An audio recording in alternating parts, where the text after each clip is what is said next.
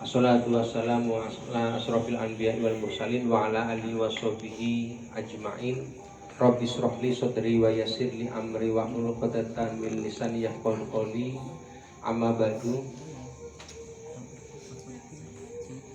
Hadal kiram ingkang kawula hormati lan kawula muliaken, ingkang kawula takdimi, ingkang kawula taati inggih punika sahendap sampeyan dalem ingkang sinuwun Kanjeng Susuhunan Pakubuwana 13 lan Gusti Kanjeng Ratu Pakubuwana, raja yang bertahta tunggal di Kraton Kasunanan Surakarta Diningrat beserta permaisuri, ingkang kawula muliaken lan ingkang kawula takdimi inggih punika Mas Ngabehi Kiai Muhammad Mustaqim Sonjaya, ingkang kawula hormati sedaya kanca-kanca dulur-dulur saking Paguyuban Kusuma Handrawina Nusantara Kraton Kasunanan Surakarta Hadiningrat cabang Kabupaten Cilacap, lan sedayanipun para alim, para ulama, tokoh masyarakat ingkang boten saged kula sebataken setunggal lan para santri putra lan santri putri ingkang kawula muliaken lan ingkang kawula banggaken. Ing wekdal menika monggo sareng-sareng kula lan panjenengan unjuk syukur dhateng Allah Subhanahu wa taala ing dinten menika lan wekdal menika kula lan panjenengan saged hormat ngadiri ing dalam acara ambal warsa setunggal taun Paguyuban Kusuma Handrawina Kraton Kasunanan Surakarta Hadiningrat cabang Kabupaten Cilacap ingkang nglampahi wekdal setunggal taun dipun kukuhaken, dipun resmiaken dhateng Kabupaten Cilacap. Padahal tinggalnya di Jawa, tapi nggak apa-apa. Nah, sehingga bosone gado-gado atau bahasa Indonesia saja ya, supaya lebih difahami dan dimengerti, karena sebagian Cilacap itu berbahasa Sunda dan bahasa Jawa. Jawa ini Jawa ngapaknya Jawa ngapak reang. Orang ngapak, orang kepena. Nah, karena Cilacap ini sebenarnya bahasa yang tua itu ya bahasa kita, karena Hono Coroko dulu juga sebenarnya bukan Hono Coroko Doto, bukan Hana Caraka Data Sawala dulu awalnya. Terus ada perubahan oleh era Sultan Agung Hanyaraka Kusumo, Raja Mataram keempat. Beliau merubah kosakata bahasa Sangsekerta atau Hono Coroko dan yang lain-lain.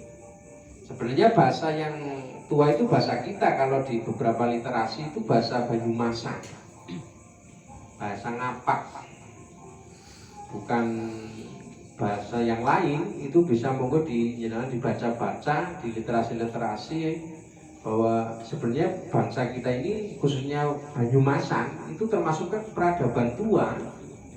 Cuma karena sudah banyak yang sudah tidak memahami dan tidak mau memahami bangsanya, ya kepaten obor. Nah, semoga dengan adanya paguyuban keraton ini bisa menjadikan kita yang seperti disampaikan oleh Kiai Mustaqim tadi, bahwa menumbuhkan kesadaran, karena banyak orang sadar ning ora menyadari. Jadi maksudnya itu urip melek krungu ning masa bodoh ora urusan. Nah, sehingga kita itu konslet. Islam harus seperti Arab, teknologi, ilmu sains, ilmu pendidikan harus seperti Barat. Padahal bangsa kita itu sudah mempunyai kemajuan-kemajuan yang luar biasa.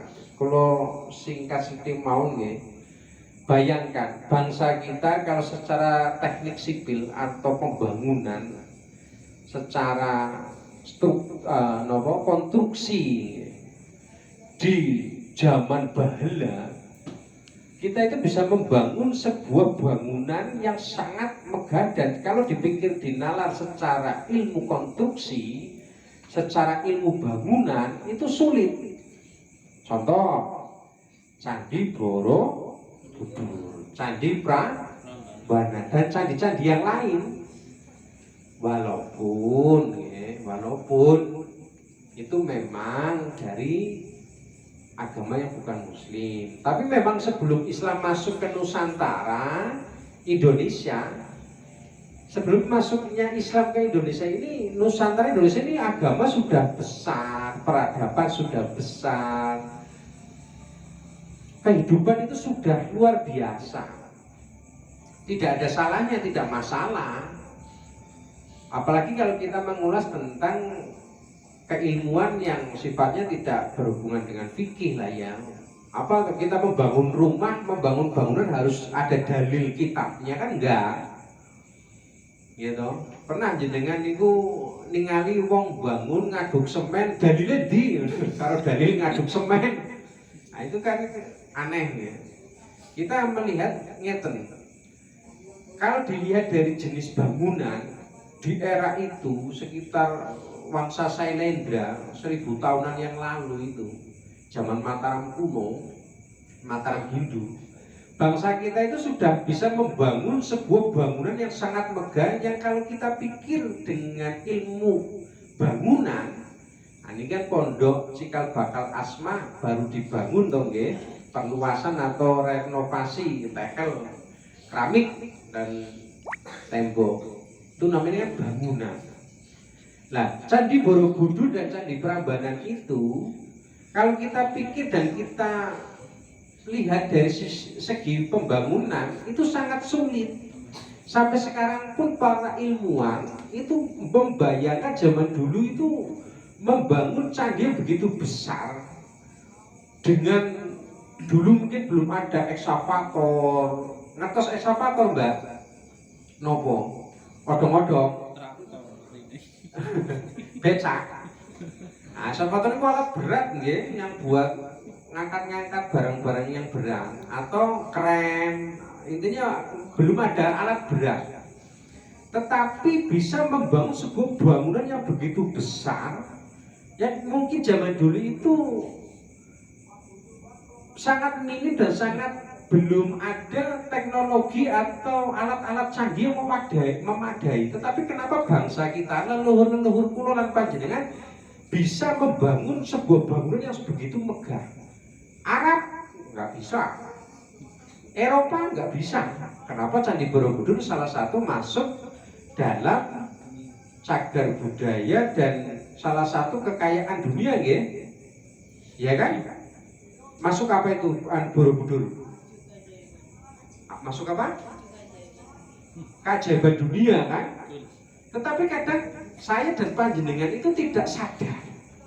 Iya ya, bangsa ini nyong, leluhurnya nyong lan koek, bisa menciptakan sebuah bangunan yang sangat begitu megah, sangat kokoh, beribu-ribu tahun, berabad-abad, tidak rusak.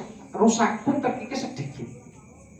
Nek zaman saiki gawe bangunan kena gempa sithik remuk ambruk. Candi Borobudur atau Candi Prambanan itu kena gempa, kena letusan Merapi, itu enggak bisa rusak kayak bangunan-bangunan sekarang. Lah ini kalau kita mau berintrospeksi, menyadari diri bahwa ya Allah ya Rabbi, leluhurku, leluhur kula lan panjenengan saged mawon lho, bisa saja salah satu yang membangun Candi Borobudur atau Candi Prambanan dulu itu baik panjenengan, baik Anda atau kita ini salah satunya, kita nggak tahu juga. Tapi kemungkinan berdirinya di Jawa, kita hidup di Jawa bisa saja. Tapi kita nggak pernah bangga, nggak pernah bersyukur, nggak pernah nopo nggak pernah ini loh, nggak pernah kagum atas kebesaran bangsa kita. Padahal orang-orang tua kita, leluhur kita dulu menasihati ojo gumunan, ojo kagetan. Tapi kalau kita keimpor barang-barang asing atau produk-produk asing, entah itu Timur Tengah, entah itu Barat, gumun. Eneng sing jenggote dawa gumun, eneng sing jubahan gumun, eneng sing matane biru kados landap bingung, gumun. Eneng mainan-mainan yang datang dari negara asing gumun. Padahal bangsa kita kalau kita pikir sebenarnya mempunyai keistimewaan. Contoh nggih sing kula contohkan Pak, ilmuannya. Keilmuan bangsa kita dulu luar biasa. Cuma kalau mau diutarakan semuanya ya ngomongnya tumpengnya orang kemakem ya. Itu simple mawon atau sedikit saja saya memberikan contoh untuk menggugah kesadaran kita bersama seperti disampaikan oleh Masnya Baik Kiai Mustangin Prasetyo tadi. Ayo kita sadar, ayo kita bareng-bareng mempertahankan, melestarikan, meneruskan peninggalan leluhur-leluhur kita bersama, budaya kita. Dan kalau kita berbicara budaya kita itu yang sekarang itu sudah ada campur tangan Wali Songo. Jadi nggak usah takut. Kita belangkonan wedi, sekapan wedi, surjanan wedi, atau gendingan wedi, apa-apa kudu sing Arab-Arab. Kalau kita berbicara agama, kalau kita berbicara teknologi harus barat. Padahal bangsa kita itu punya kemajemukan tersendiri dan punya kecerdasan tersendiri. Fikih atau syariat kita tetap jalan.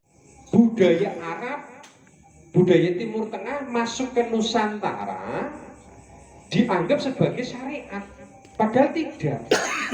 Tidak semua apa yang dilakukan sekarang ini itu adalah syariat. Contohnya Kang Irin ke ngabe kayaknya mau mandan ngedusi kue bayar keris apa ya anu jamas keris itu mandan.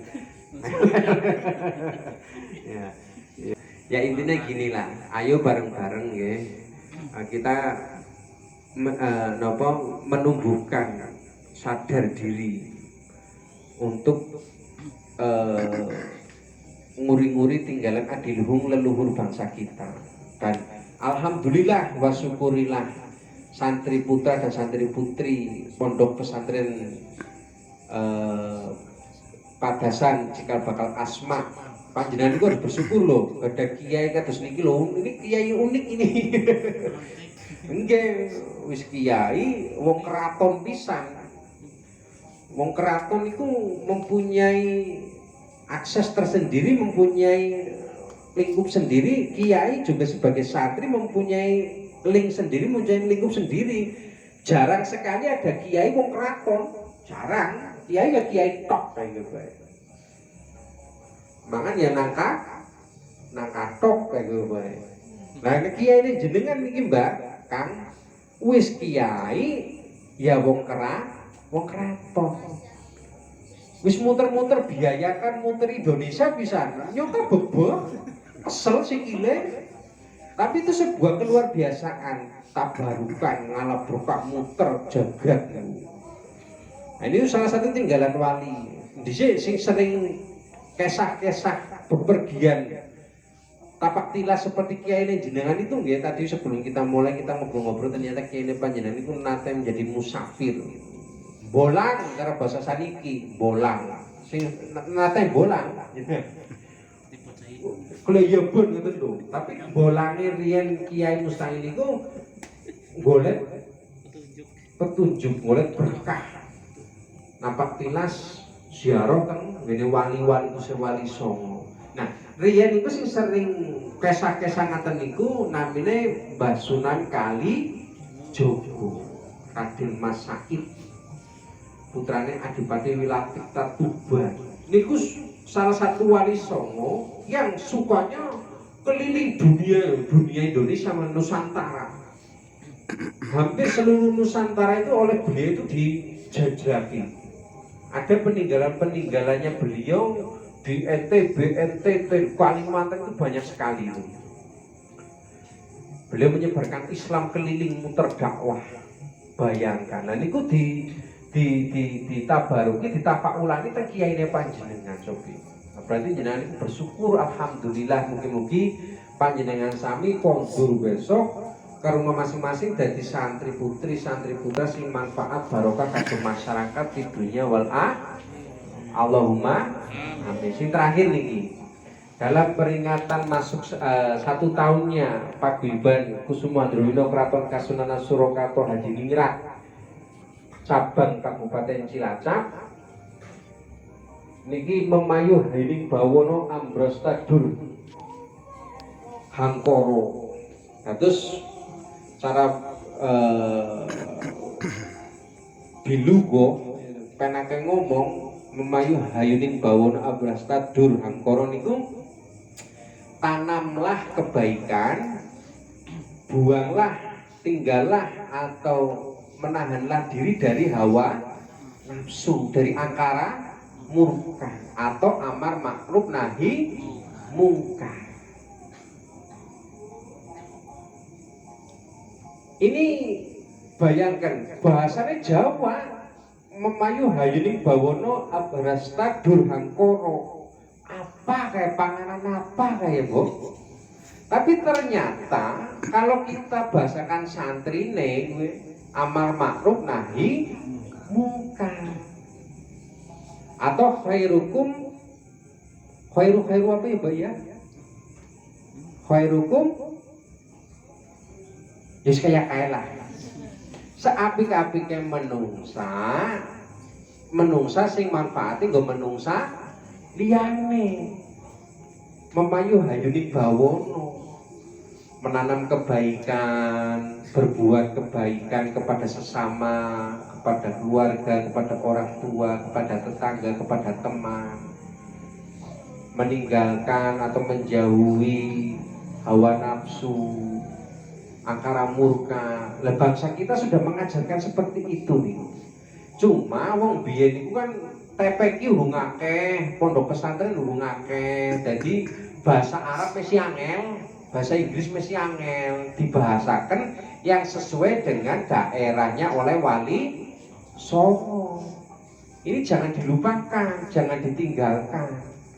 Pondok pesantren juga salah satu peninggalan wali songo. Tahlilan juga peninggalan wali songo. Ini harus jadi penerus karena santri-santri ini adalah calon penerus atau generasi penerus wali songo. Harus memahami sejarahnya juga ini kangkang santri sama mbak-mbak santri. Jangan sampai dilupakan tumpengan nggih peninggalan wali songo. Enten maknane tumpengan niku carane niku wis metu kudu mempeng, carane kenapa kudu ngrucut. Iki enten jabare kenapa kudu ingkung. Kenapa kudu kacang panjang? Ndoke orang anak. Nah, tapi ndoke biasanya utuhan, ke ndoke ora utuhan, langsung dikupas. Itu ada filosofi-filosofi hidup, tujuan-tujuan atau harapan doa bagi yang dimaksud. Jadi wong Jawa niku wong Nusantara apa-apane niku enten maksude, enten tujuan yang diaplikasikan atau ditanamkan sebagai sebuah kegiatan ataupun benda-benda donga di sebuah harapan kegiatan. Maksudnya kenapa kayak gini itu maksudnya semua karena bangsa kita itu suka yang bersifat filosofi, bersifat nopo namine sanepo, kinayah, bahasa saniki sindiran halus. Karena wong Jawa khususnya wong Nusantara Indonesia niku wong halus-halus. Saniki mau wonge sing kados butot cakil ya Mbak, ya Kang. Iya. Nah niki sing terakhir ben mboten kedangon, kena kula nggih wis kencot. Wis pengen maem, pengen madang. Ben aja kesuwen ngomongnya iku ya. Sing terakhir saya berpesan kepada teman-teman santri Putra dan Kakung dan masyarakat Bunton, monggo kita sadar diri atas kebudayaan, tradisi bangsa di leluhur kita bersama. Jangan sampai kita kacang lupakan kulitnya. Kita lupa kita orang Indonesia, kita orang Islam tapi orang Islam yang ada di Indonesia. Jangan sampai melupakan tradisi budaya bangsanya supaya orang kepaten obor lan panjenengan sami ngaji sing mempeng sing temenanan mumpung ning pondok kok nek wis ning omah males. Temenan males arep apalan ki males arep belajar ki males karena di ning omah ki ning TV, ning HP, ning kaca. Anggenang pondok niku semuanya mendukung. Jadi pesan saya kepada teman-teman santri putra dan putri, mumpung jenengan mondok sing semangat, sing mempeng manut kiyaine jenengan itu salah satu kiai yang unik dan istimewa. Omongi mana kepen lebih detail mari rumahku nggak bakal gula kopi karo rokok mentak ceritani kiyaine jenengan gue orang yus percaya bae lah ya, percaya bae ya, percaya bae ya. Nah kurang langkungnya kula nyuwun ngapunten wabilih enten tutur kula ingkang nyinggung perasaan panjenengan, enten ingkang tutur kata ingkang kasar, kula nyuwun ngapunten ingkang kathah nggih. Teng wulan Suro menika Muharram menika muga-muga kula lan panjenengan keluberan barokahipun guru-guru kula lan panjenengan, leluhur kula lan panjenengan lan para wali songo ingkang sampun nyebarkan Islam teng Nusantara. Wabillahi taufiq wal hidayah wa ridho wal inayah. Ihdinas siratal mustaqim. Assalamualaikum warahmatullahi wabarakatuh.